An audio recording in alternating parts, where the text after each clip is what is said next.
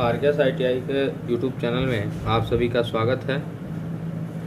पिछले वीडियो में हम लोग देखे थे 41 नंबर क्वेश्चन। आज हम लोग फिर नेक्स्ट क्वेश्चन पे चलेंगे 42 नंबर। चलिए देखते हैं। लाइट डिपेंडेंट रजिस्टर का प्रतिरोध क्या होगा यदि प्रकाश की तीव्रता बढ़ा दी जाए।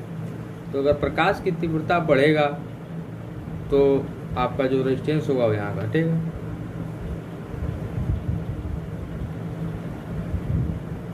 तो आपके पास यहाँ ऑप्शन बी हो जाएगा।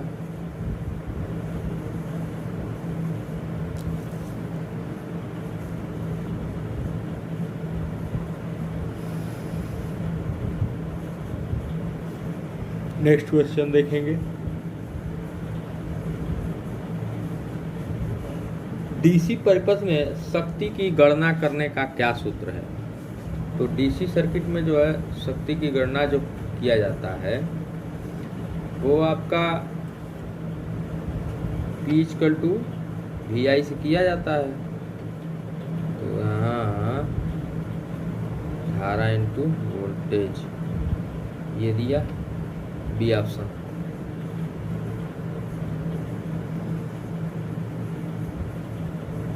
चलिए नेक्स्ट देखेंगे।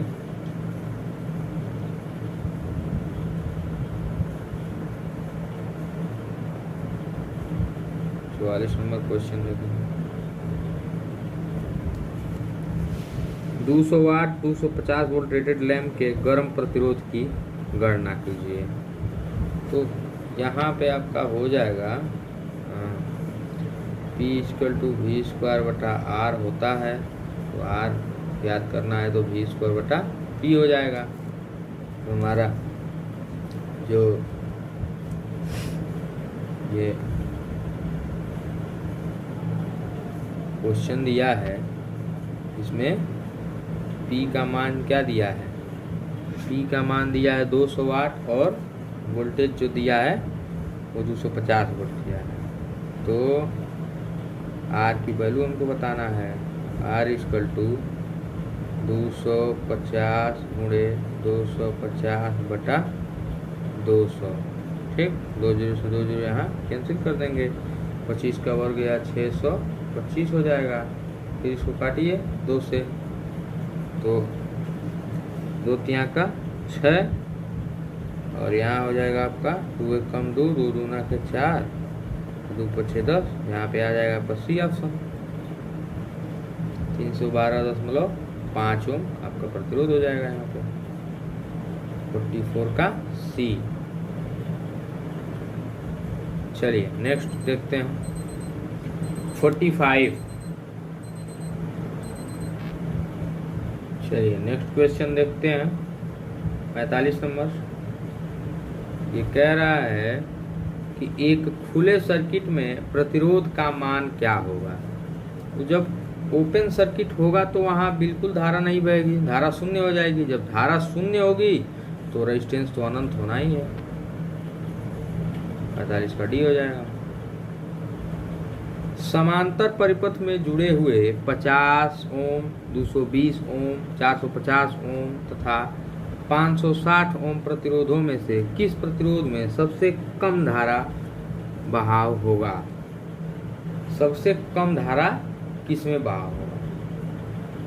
तो जो समांतर में जुड़ा है तो सबसे कम धारा उसी प्रतिरोध में बहेगा।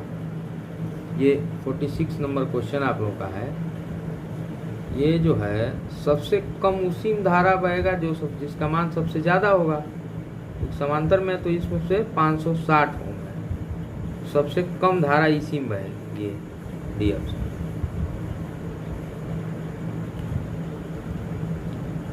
ताम्र चालक का विशिष्ट प्रतिरोध मान क्या है।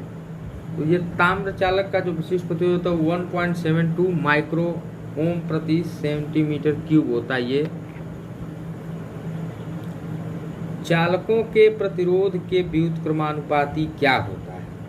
तो ये पूछ रहा है कि प्रतिरोध के का जो है जो व्युत्क्रमानुपाती होता है तो इसके व्युत्क्रमानुपाती जो होता है वो आपका ये डी ऑप्शन होगा, ये अनुप्रस्थ काट क्षेत्रफल। ये आप देखेंगे तो R = रो L बाई ए। तो यहाँ पे जब ए अगर बढ़ता है तो ये घट जाएगा, ये अगर घटता है तो ये बढ़ जाएगा, इसके ये विपरीत होता है। तो आज हम लोग का ये बेसिक इलेक्ट्रिकल ख़त्म हो गया यहीं पे।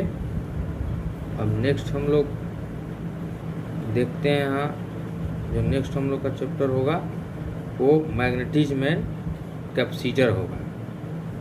तो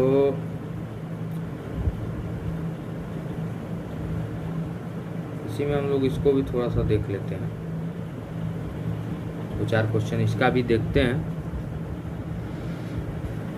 परिपथ की कुल संधारित्र की गणना कीजिए। तो यहाँ देखिए एक दिया है 30 माइक्रोफैरड, एक 10 माइक्रोफैरड ये है, फिर ये 30 माइक्रोफैरड। तो यहाँ आप लोगों को बता दें हम कि जब हम रेजिस्टेंस की बात करते हैं तो रेजिस्टेंस को पैरेलल में जब हम जोड़ते हैं तो 1/R इक्विवेलेंट निकालने के लिए 1/R1 plus 1/R2 plus 1/R3 करते हैं, और सीरीज में जोड़ने के लिए R इक्विवेलेंट जब निकालते हैं तो R1 plus R2 plus R3 करते हैं। लेकिन ठीक इसके विपरीत जो है कैपेसिटर होता है। कैपेसिटर में जब हम लोग जोड़ेंगे, कैपेसिटर में सीरीज पैरेलल की जब बात होगी तो जो ये आप देख रहे हैं कि ये यहाँ पे जो सीरीज होगा वो कैपेसिटर के लिए ठीक पैरेलल का काम करेगा, उसको हम पैरेलल में जोड़ेंगे। जो बोल दिया है कि कोई ये 10 माइक्रोफैरड या 10, ये देख रहे हैं ना इस क्वेश्चन में श्रेणी में ऐसे लगाया गया है, तो इसको आप लोग 1/C1 1/C2 ऐसे करके जोड़ेंगे, क्योंकि जब इसमें सीरीज में दिया है तो आप उसको पैरेलल में समझिए कि वो रेजिस्टेंस में पैरेलल में चले गए हम। इस तरीके से इसको आपको करना है। चलिए देखिए, तो यहाँ पे क्या दिया है, श्रेणी में दिया है। आप इसको कैसे सॉल्व करेंगे, पैरेलल में सॉल्व करेंगे। एक का 30 मान है, एक का 10 मान है, एक का 30 मान है। चलिए देखिए, जब 1/C इक्विवेलेंट निकालेंगे 1/10 प्लस 1/30, एलसीएम लेंगे पहले, 30 हो जाएगा, ये एक बार में जाएगा, ये 3 बार में जाएगा, और प्लस ये एक बार में जाएगा, तो आपका मिल क्या जाएगा 6, 3 1 4 1 5 मिलेगा, 5/30। जब C इक्विवेलेंट की बात करेंगे तो आपको क्या मिल जाएगा, 30/5, ये मिल जाएगा 6। आपको मान क्या मिला, 6 माइक्रोफैरड। तो इसी तरह से इसको हम लोग सॉल्व करेंगे। आपको यहाँ क्या देखने को मिला, ऑप्शन क्या हो जाएगा, 6 माइक्रोफैरड। पहले का बी हो जाएगा आपका यहाँ पे, ठीक है। चलिए नेक्स्ट क्वेश्चन क्या है, संधारित्र की इकाई। जो संधारित्र की इकाई जो होती है वो फैरड होता है।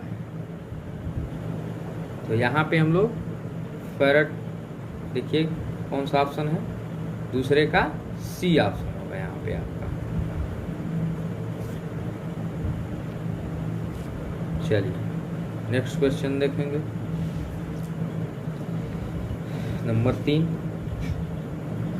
एक संधारित्र का धारित्र मान क्या होगा यदि 35 वोल्ट के लिए 0.5 कूलम आवेश की आवश्यकता हो।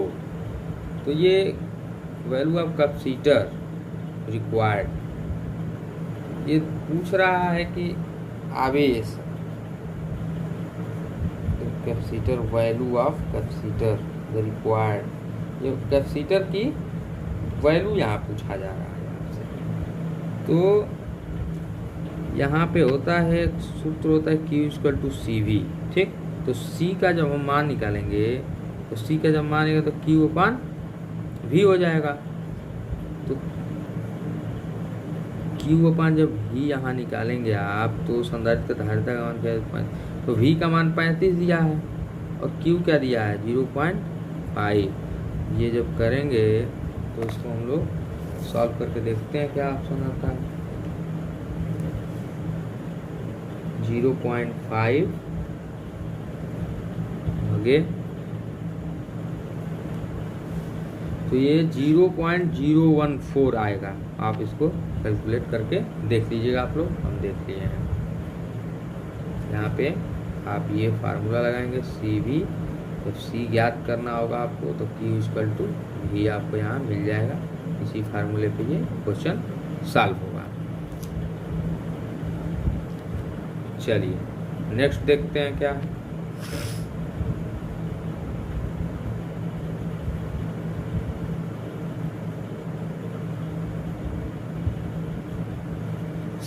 संधारित्र के मान को कैसे कम किया जा सकता है। तो संधारित्र का जो मान होता है उसमें प्लेटों के मध्य जो दूरी होता है वो उसको अगर बढ़ाते हैं हम तो इसका जो मान होगा वो कम होगा, घटेगा। C ऑप्शन यहाँ होगा। नेक्स्ट देखते हैं 5 नंबर। पराचुंबकीय पदार्थ कौन सा है।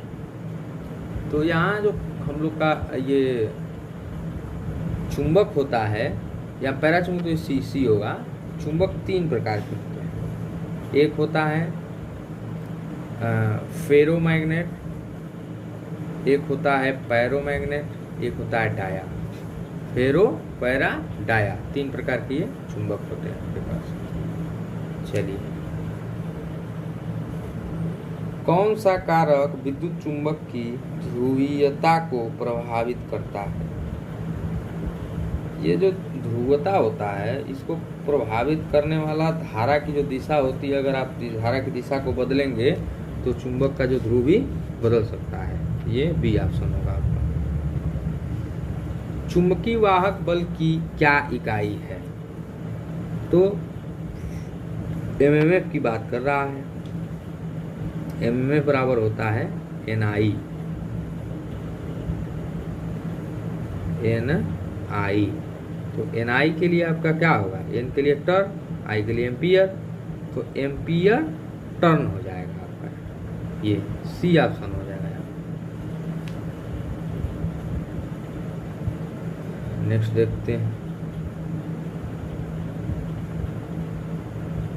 यदि 3 प्रेरकत्व L1, L2 और L3 श्रृंखला में जुड़े हुए हैं तो कुल प्रेरकत्व क्या होगा।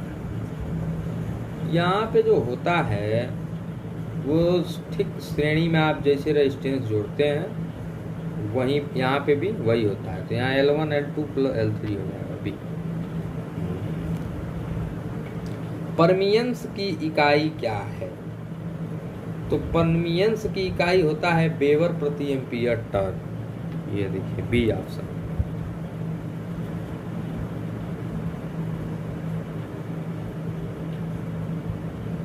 ये 10 नंबर क्वेश्चन दिया है, परिनालिका कुंडली में चुंबकीय क्षेत्र की दिशा खोजने के लिए कौन सा नियम लागू किया जाता है।